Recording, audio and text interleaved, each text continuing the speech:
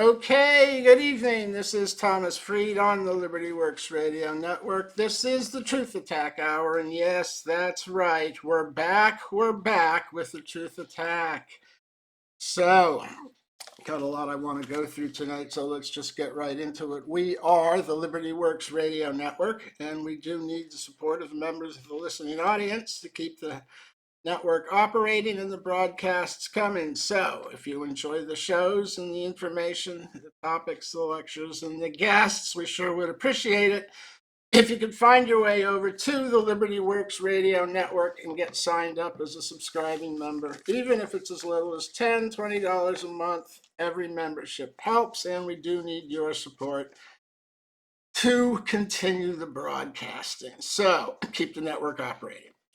So there you go, libertyworksradionetwork.com. You can listen live online and get signed up as a member. And if you want to get fully informed on the maladministration of the income tax by the IRS, the DOJ, and the federal judges, you want to find your way over to tax-freedom.com. And if you need help answering the IRS, who was waking up after 2.5 years of sleeping through COVID on suspension, operational suspension pretty much, we can help you answer correspondence that you receive from the IRS at irszoom.com. We help you answer letters for $50 or less per letter. And that makes it possible to answer them with law and at least buy some time, if not challenge them on the whole operation. So there you go, taxfreedom.com, irszoom.com. And if you want to get fully informed, you pick up a copy of the American Tax Bible. And if you just want the details, for $4, you pick yourself up a copy of The Simple Truth About Income Tax, which is a 75-page PDF that shows you what happened in 1913 and explains how the whole system has been used to betray and enslave the American people and how to fight it legally. That's The Simple Truth About Income Tax, just $4 at irszoom.com. Okay, so let's get into it. What do we got happening? Let's do a bit of current events here before we get back into the discussion we've been having for the last several weeks on the broken tax system, which explains how the law under Donald Trump exposes the fraudulent operation of the IRS and the DOJ across the last 65 years, and theoretically should terminate their ability to enforce what they've been enforcing in the federal courts. We'll get into that in the second and third segment of the show. But right now, Biden's uncle was not eaten by a cannibal. I don't know if you've seen it, but Joe Biden is on this campaign trail in Pennsylvania telling stories about how he had an uncle who served in World War II who crashed in the ocean off of Papua New Guinea and was eaten by a cannibal, he says. It's just, this man is a serial pathological liar. He hasn't told you the truth in 7 years. And I told you that 7 years ago, that this is how he was. A pathological liar, a serial liar. There is a witness. One of the men who was in the plane that crashed made it out. And he was in the water alone. And it's written up by the military, who today said Joe Biden, what he said isn't true. They died in the water after the crash. One man got out, the others did not. Biden's uncle was not eaten by a cannibal. He's just making it up.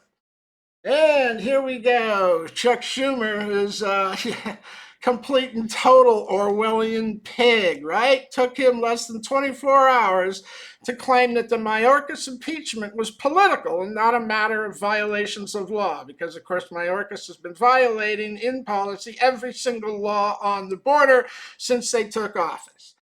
Every single law, including Title 8, 1324, which is aiding and abetting. The Biden administration has actually been flying people in and aiding and abetting them by taking the illegal aliens and flying them to other places in the country, like White Plains Airport in New York, if you remember the news story.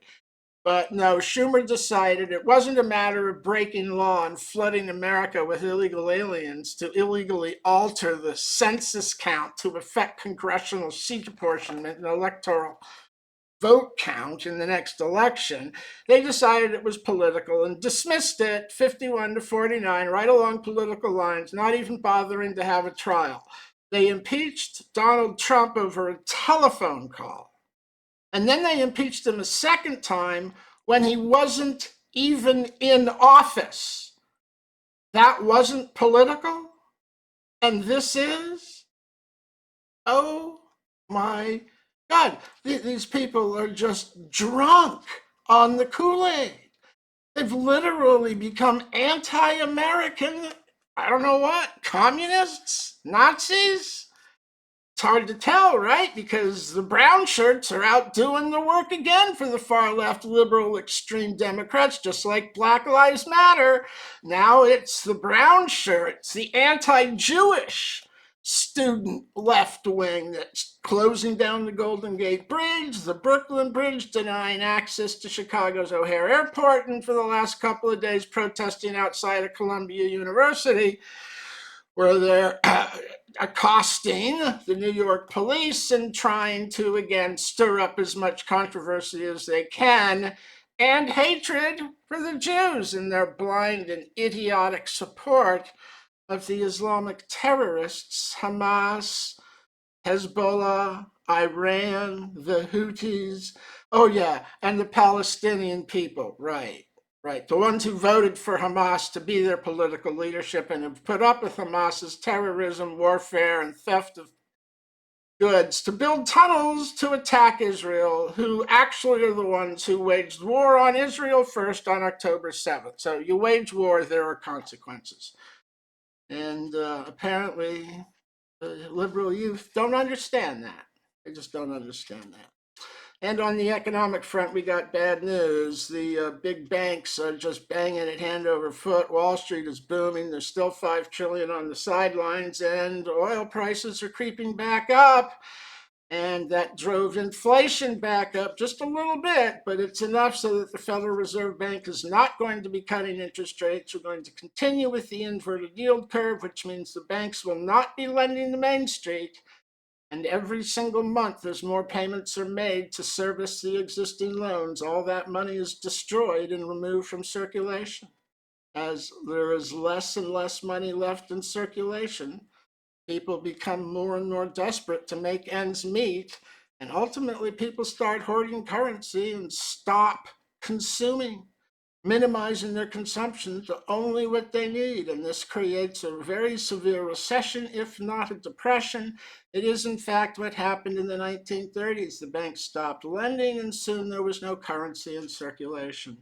It took World War II and the Lend-Lease Act to get things back online. So Main Street's got it tough, and it's going to get tougher because, as I said, they're not going to disinvert the yield curve and lower short-term interest rates below long-term interest rates.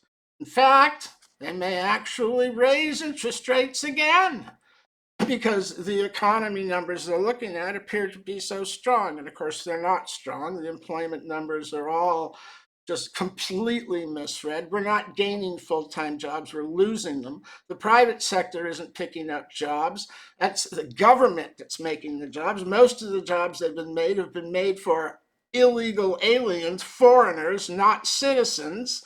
And most of the jobs that have been created are part-time jobs. And the people who are losing the full-time jobs aren't the ones taking the part-time jobs because they're going to take unemployment for 12 to 18 months before they take a part-time job. People taking the part-time jobs are people who were finally going back to work after COVID, or who are taking a second job to make ends meet, or who are elderly and going back to work because they're afraid with the high costs of goods under the inflation, their Social Security check won't make ends meet anymore. Higher rent, higher utilities, higher food, higher energy. How do you make ends meet? You go back to work and you take a part-time job doing whatever you can. And again, how is it possible that politicians, the Federal Reserve Bank, the Biden administration, none of them seem to understand or want to admit that most of this inflation is the direct result not of monetary policy, but of Biden's energy policy of intentionally taking oil offline, raising the price of gasoline and diesel oil and having that increased cost component cascade through every single step and level and operation in our manufacturing, production, agricultural, distribution, and consumption cycles.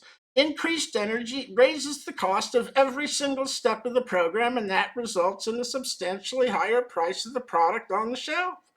And that's what we've had happen. Energy policy has destroyed the economy. And Biden is insistent that they're not going to do the permits or the leases or the Keystone Pipeline or do anything at all. And the OPEC nations are taking advantage of this with Iran and Russia, who are manipulating supply to keep the prices high. And Biden, of course, is doing nothing to stop Iran from selling oil to China. They're actually financing that. Hard to believe, but it's true. Actually financing that. Okay, and of course, Joe Biden is blaming it on Trump. He says that when he took office, inflation was skyrocketing. Well, no, Joe. Actually, it's only been skyrocketing since you took office and raised the price of gasoline and diesel oil on day one. That's when it started. It didn't start a year later under Putin's price hike. That's just you making up more excuses for your own failure because you caused it. Not Putin, you, and not Trump. When you took office, inflation was at 1.4%. It had been below 2%, I think, for a whole year at that point. And you took office and immediately took off and ran up almost to 9 or 10%, and her figure is really 19 or 20%. And I think everybody knows that because if you price things on the shelves at the store, it's not up 9% or 8%. It's up 20% to 40%, depending upon whether you're looking at food, utility bills, rent, or gasoline or diesel oil. So the inflation rate hasn't been the 9%. It isn't running at 3% now. And the unemployment rate isn't at 3%. You have a 62.5% employment participation rate. How do you get to a 3%, 3.8% unemployment rate when 37% of the country isn't participating? It isn't even trying. Oh, I know how. You just don't bother to count them. So you bake the statistics to get the cake you want to bake.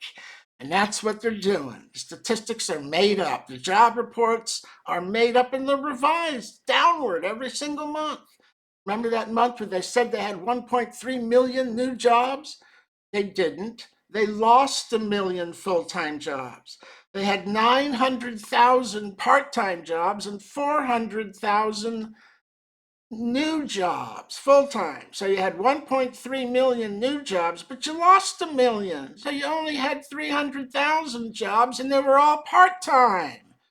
So the statistics are baked, they're made up, they're revised downward every month, and nobody reports that. They only report the good news, and the market races up. And every time it comes back a couple hundred points, the money on the sidelines sees a buy-in opportunity and drives it higher. So bad news for Main Street. The economy will roll on, and the big banks and the companies, tech, will continue to make money.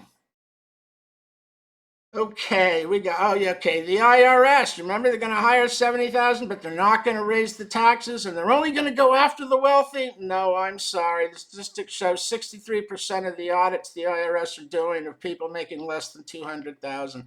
They're after the common Joe. They're not after the wealth. They're after imposing their control on the common man and keeping the herd tamed and moving in the direction that the Democrats want, right into government subservience. So, Republicans renewed the FISA bill just in time for the Democrats to use it against Trump again. How much do you want to bet? How can you be so stupid to give this administration that power again? We'll be back in 5.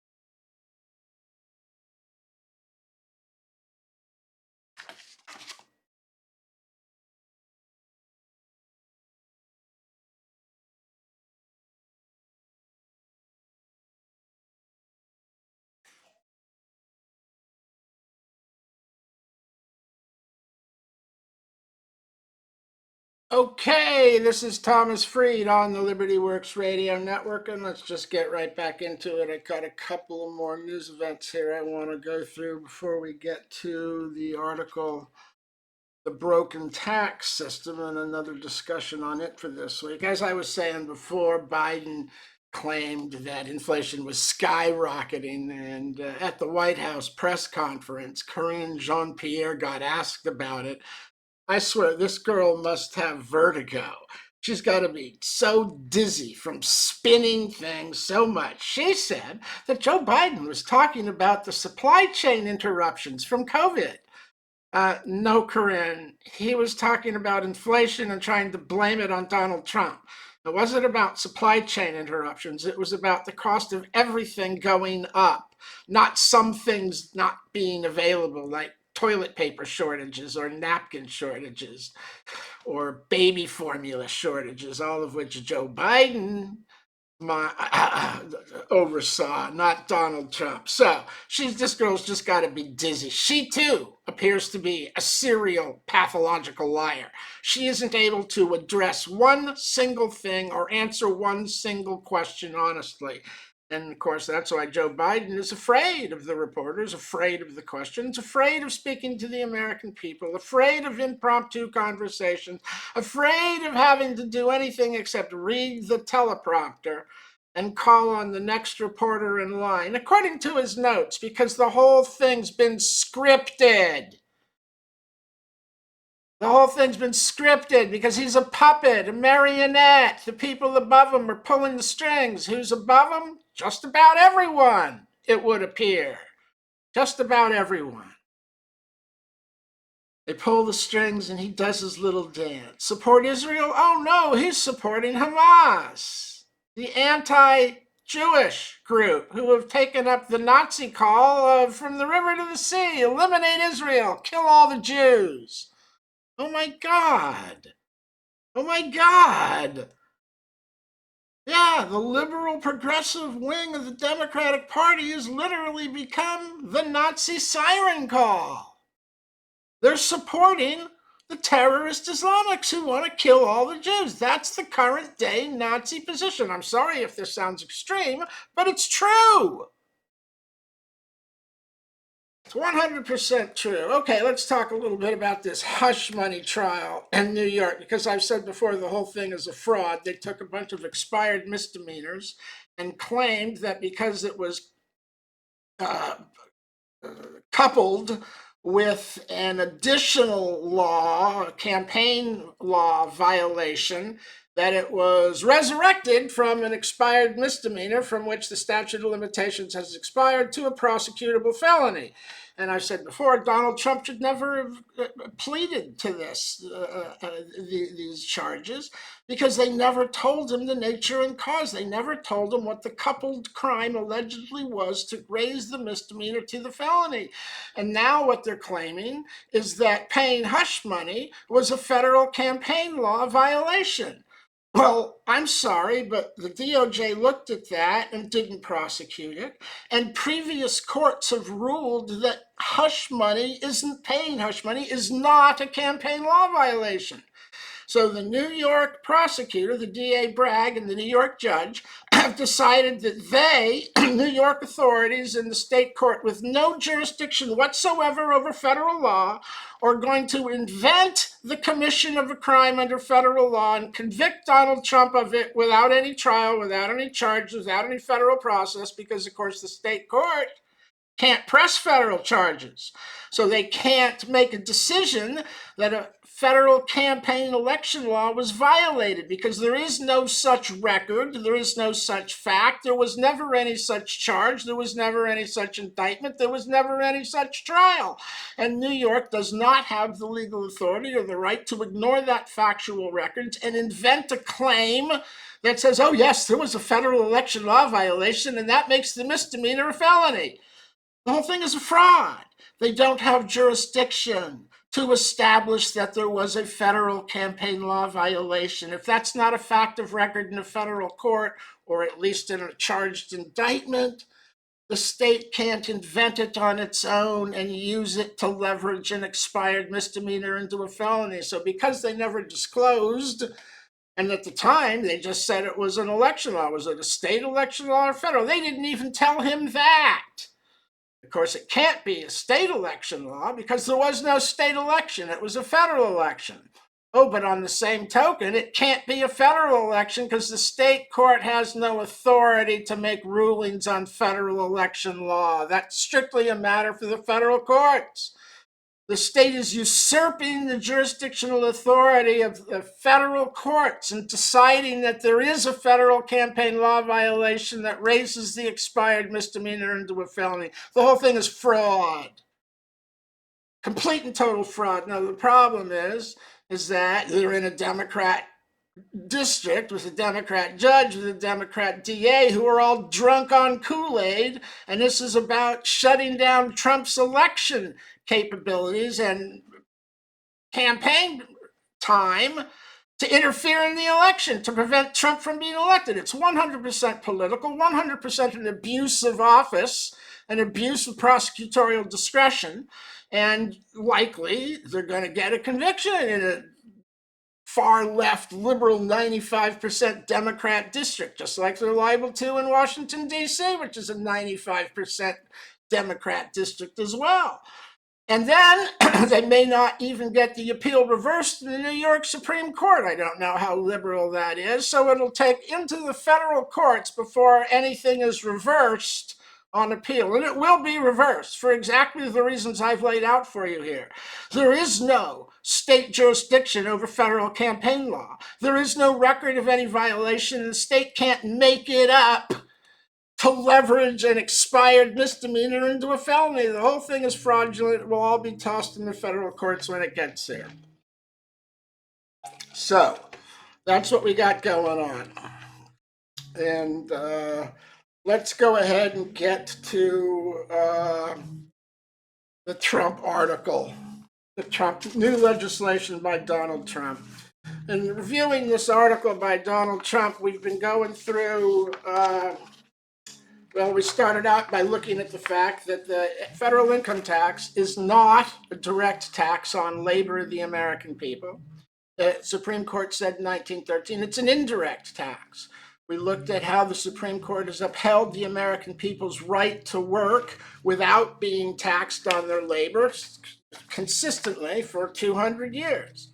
And then we looked at the fact that the federal government, the DOJ and the IRS, have actually been enforcing the federal income tax under circuit court decisions that reverse the true and controlling Supreme Court holding on the matter, that it is indirect and not direct.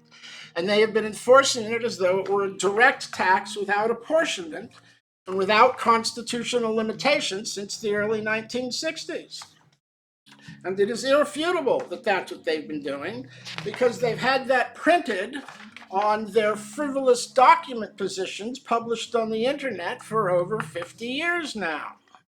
So let's pick up, because they wrote a new law in 2018 under Donald Trump. And let's start there. First, it should be noted that the reenactment of Title 26 United States Code, IRC Section 1, as done in H.R. 1, which was the legislation enacted by Donald Trump in January of 2018.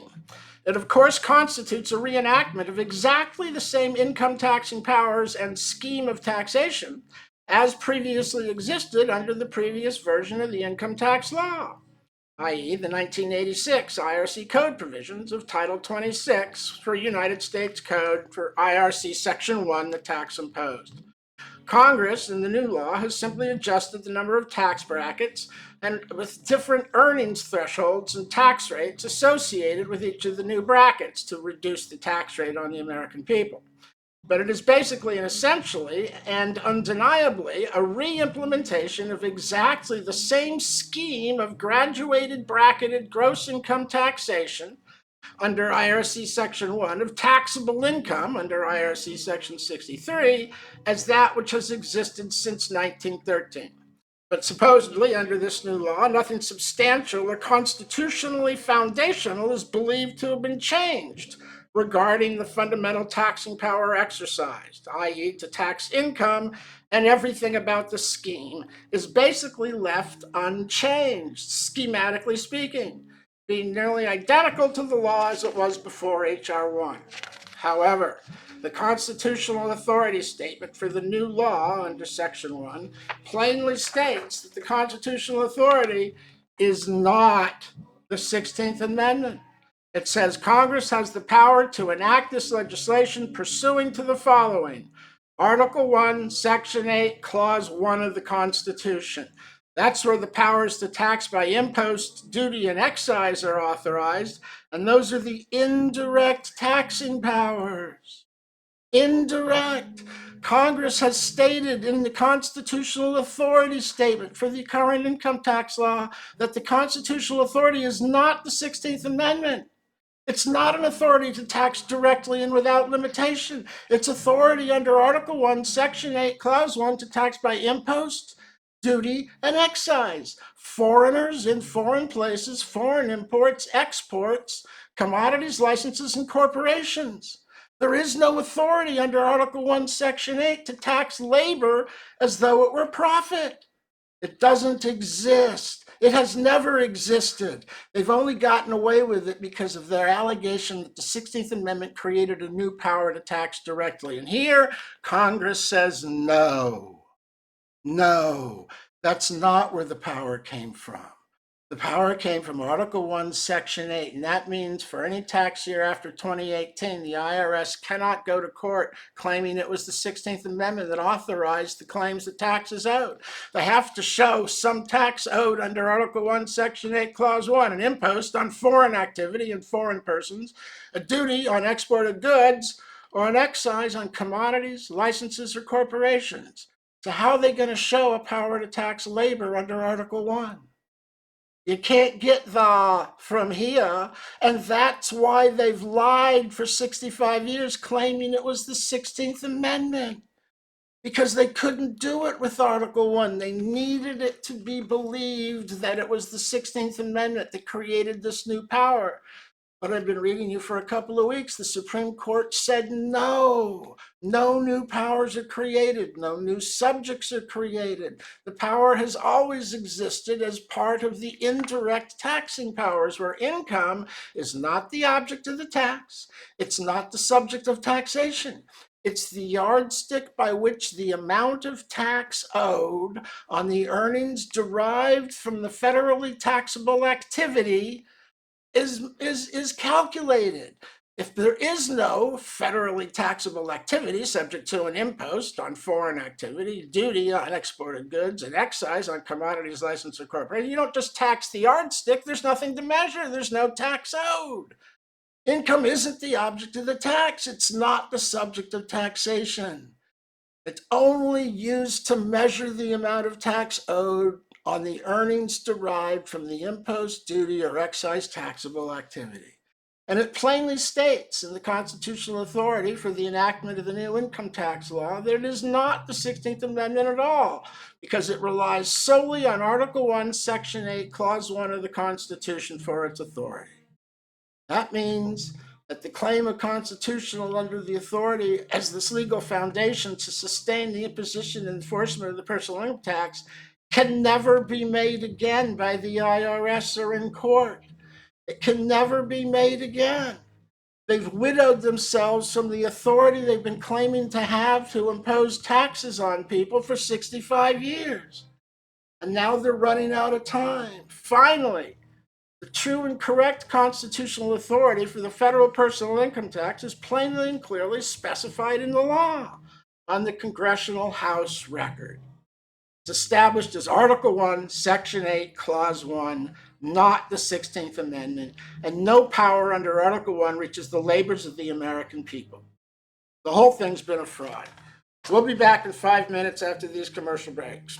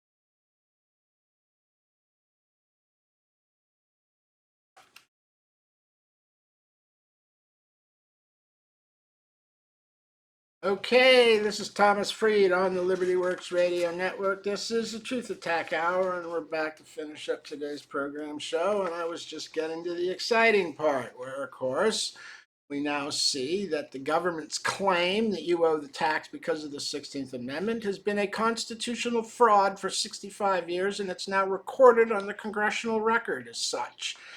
And this information is available to anyone who wants the documents to prove it, the documentation to see it. Get it on the irszoom.com store in the Simple Truth About Income Tax. It's just a $4 PDF download, 75 pages, that shows you what actually happened in 1913 with the new income tax law, which didn't tax citizens.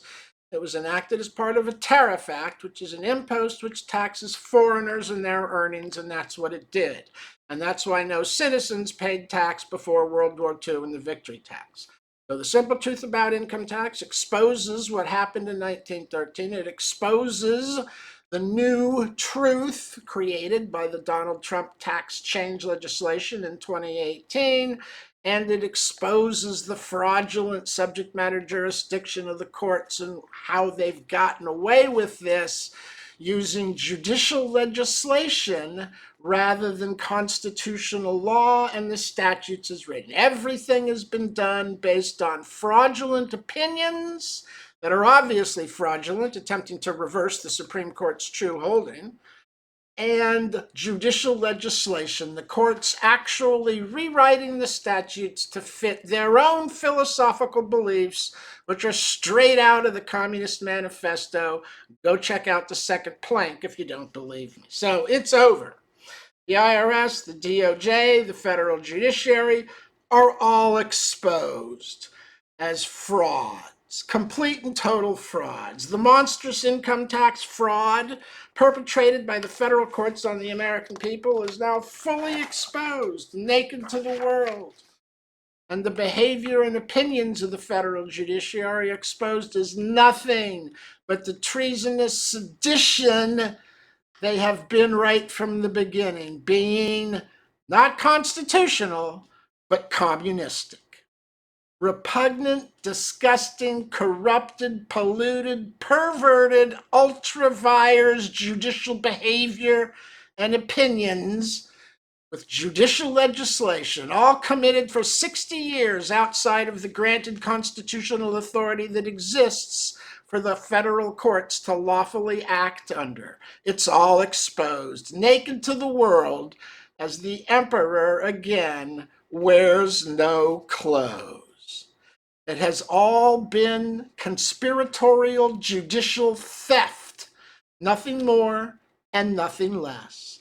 The judicial crimes of the last 60 years, fraudulently perpetrated on the American people by the federal judiciary in the name of tax, under color of law, has all been purely unlawful and wrongful conversion of the constitutionally protected private property of we the people, again, under nothing but color of law and color of office, and in the name of tax only. For there is no law, because none is authorized, and there is no enforceable direct tax or taxing power conferred under the 16th Amendment, because no such power is constitutionally made enforceable against the individual person, as opposed to one of the several states, which is where all direct taxes must be enforced according to Article 1, Section 2, Clause 3, which was never repealed and never amended. It just doesn't get enforced by the federal judiciary anymore because they're too busy enslaving you under the 16th Amendment without authority to write law for lack of an enabling enforcement clause in that particular amendment. All American citizens in all 50 states are all now exempt by constitutional law from any required payment or withholding of the federal personal income tax from their paychecks or wages or salaries earned at their places of employment in one of the 50 states without use of any license or privilege. And everyone should therefore now claim exempt on their W-4 allowance form. as provided in law thereupon, under the Supremacy Clause exemption from the employer's authority to withhold that is made at Title 26 United States Code, Section 3402N. That's N as in none. We'll have none of it. For informed employees to claim and make, as 3402N is the Supremacy Clause, completely overriding the appearance of a requirement to withhold made at 3402A. So go ahead, Google it. HR 1 Constitutional Authority Statement 2018. See for yourself. See what comes up. Then Google 26 USC 3402 and scroll down to subsection N. See if I'm the one lying to you or telling you the truth. Without the use of the 16th Amendment to erroneously allege a direct tax on income that is owed by all persons, there can be no lawful enforcement of the personal income tax on the income of the American people by any department, agency, service, or any other group of men that exist within the federal government, like the IRS, the DOJ, and the federal judiciary. Not even as the United States of America as a plaintiff in the courts. Without there first being the clear applicability of some impost, duty, or excise tax to measure with income, i.e. profit, earnings minus expenses. Not all earnings made from labor. And that lawfully and properly taxes the underlying taxable activity, i.e. some business, commodity, or trade, or import-export. Or in a foreign place, like in a foreign country under a tax treaty, or in a territory or possession, which are considered foreign to the 50 States United and is the place where the tax was originally imposed as a tariff on everybody in those spaces. Not the 50 states, just the territories and possessions. And again, that information is available at taxfreedom.com and irszoom.com. So, and since there is no impost, duty, or excise tax that exists in the written law of the United States Code that reaches either the wages or the salary of the American people, which are earned by right, as those terms, wages and salary, are not included in IRC Section 61, defining the sources of gross income constituting taxable income of an American citizen, allegedly. And since labor is excluded by law under Title 15, United States Code Section 17, from any excise taxation of labor, then there is no impost, duty, or excise tax or taxing power that can reach the labors of we, the American people, with legal effect as a tax. However, both of those terms, salaries and wages, are specifically included in IRC Section 1441B, where both of those sources are made taxable when earned by the non-resident alien person that is identified in law under IRC Section 1441A as being the person subject to the collection of the tax under the 1913 legislation of the Tariff Act. Collect the tax on the salaries and the wages of foreign non-resident alien persons. That's 1441B. Both the terms are there with compensation. Section 61 has compensation, but not salaries and wages. Some judge, using judicial legislation, said salaries and wages are a form of compensation and put them back in. So that's why you're taxed on your labor. Congress removed those words. There are three distinct sources: compensation, salaries, and wages. Three distinct separate sources in 1441B. Section 61 removes two of those sources intentionally by Congress. Salaries and wages are taken out. Compensation is there. Given that all three are separate in 1441B, it is entirely inappropriate for some judge to put salaries and wages back into the law under Section 61. That's judicial legislation. It's fraud and it rewrites the law. And it has resulted in the enslavement of the American people and the direct taxation of their labor for 65 years. unconstitutionally imposed by these socialist judges who have perverted the application of the law, the taxing power in the government, to enslave the American people to the bankers that make it possible to pay the judges $150,000 or more. Surprise! Oh, that wasn't really a surprise, was it? And since it is only the foreign person who is made subject under the provisions of IRC Section 7701A16, defining the class of tax collectors created in 1913 to collect the new income tax, that's the withholding agents. The only persons who are made subject to the collection of the federal personal income tax in the code are the non-resident aliens.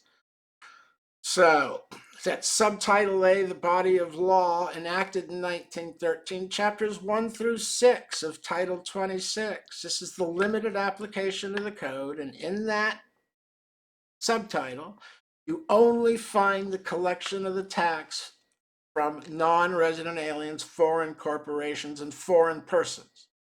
Now, you don't really think they created a tax on everybody and then forgot to give the collectors the authority to collect it from citizens? No, it was a tariff act, the Underwood-Simmons Tariff Act of October 3rd, 1913. That was the original legislation, and it only required the collection of the tax from all persons in the territories and possessions, and from persons in the 50 states who were foreign non-resident persons, both individuals and corporations. So, the tariff is one form of an impost, and which taxing power, when exercised in the 50 states, is limited in constitutional operation to the taxation of only foreign persons and imported foreign goods, commodities, and other taxable articles of commerce. An impost, in the form of enacted tariff, has no internal application to the domestic activity of American citizens conducted by right within the 50 states, without any involvement with foreign goods or foreign persons. And this pretty much brings us back to the beginning of the article. The new federal personal income tax law, as of 2018, has the immediate legal effect of 1, completely disemboweling and destroying the IRS's current personal income tax collection and enforcement practices and operations by removing them entirely and completely from all legitimate constitutional authority to act to enforce a direct tax on income under the 16th Amendment. It, too, strips the federal Department of Justice naked in the courtroom of all of its illegitimate and unconstitutional arguments that have been made in the courtroom for the last 60 years to deceive the courts and the American people into accepting an erroneous enforcement of the tax as a direct and unapportioned tax without limitation. That 3, completely exposes the federal judiciary's unlawful enforcement of the federal personal income tax under the 16th Amendment over the last 60 years, and exposes their behavior as nothing but a complete and total judicially committed fraud.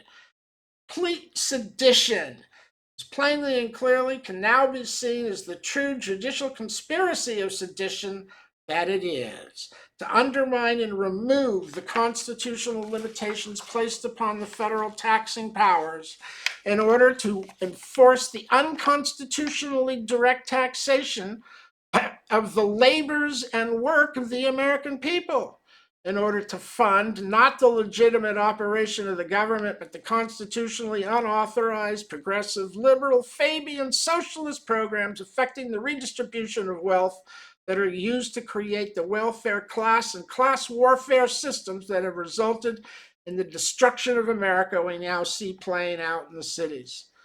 It's destroying our freedom, our liberty, our private property, our equal rights, and has expanded judicial authority beyond that which is authorized. Okay, sounds like we're coming up on the end of the show. We'll finish this up next week, although that does pretty much finish it up. There's one paragraph left. Maybe we'll do it. Maybe we'll move on. If you want, the article's on the website, taxfreedom.com. This is Thomas Freed on the Liberty Works Radio Network. We'll be back next week with more.